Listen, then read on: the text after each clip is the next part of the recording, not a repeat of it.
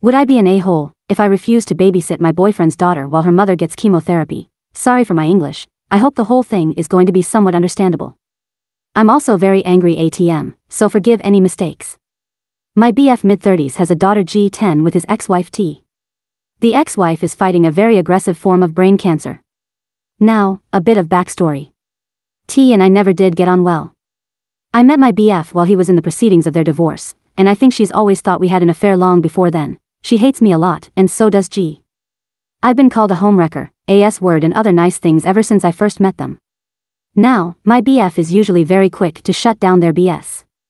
But he adores his daughter and still cares about ex-wife. They've been together 15 years, and been friends since their childhood. Ever since the diagnosis, he's been the one driving ex-wife to medical appointments and such, and he's asked me the favor to look after his daughter while he's with T. He knows what a huge favor it is. He's thanked me profusely every time, and I know how much he needs my help. Everything went to shit a few HRS ago, when I was asked to bring G back to her mother's house. T started saying I must be glad she's dying, because I can keep BF to myself now. She said I must be happy, because now I get to keep her daughter and pretend she's mine. She said a lot of ugly things. And BF didn't do anything to correct her. I stayed really quiet, because to be frank I was incredibly shocked. Still am TBH. When we got home I lost it with him and told him I wouldn't keep his daughter any longer, not if he allowed T to talk to me in such a manner.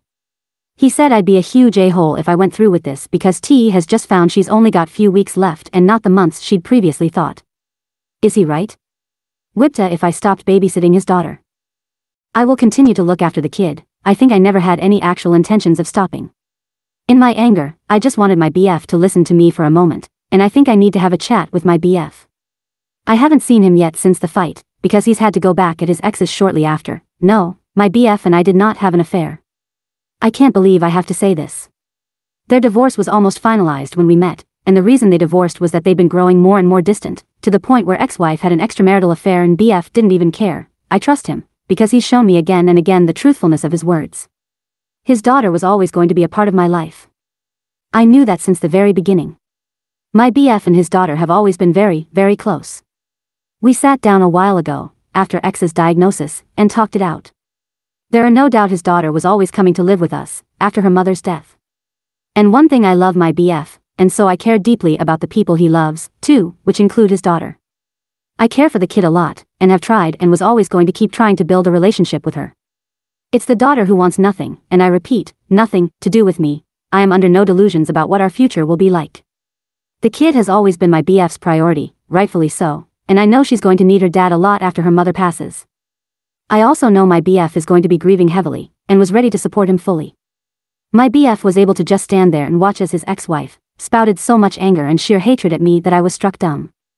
I have never seen anything like it. And he just stood there, watching me in tears as this woman kept yelling and yelling. He didn't do a thing, not even guide me out of the room. It felt much like a betrayal, to be honest. And the fact that he was not even a bit understanding afterwards has made me reconsider pretty much everything. I am sorry, but I cannot excuse completely ex-wife for her past behavior. BF says she's always been very headstrong and jealous, and he never found anything weird with her. Her behavior started changing around 6 months ago, and we all started noticing then. Update, first. I sat my BF down for a chat as soon as I saw him again, which was the day following our discussion. He agreed that we needed to talk, and told me he was sorry for calling me an a-holy, that he had been so much in shock that he hardly even remembered the whole fight in the first place. I told him I could understand that. And told him I love him and wanted to be there for him and support him throughout this ordeal.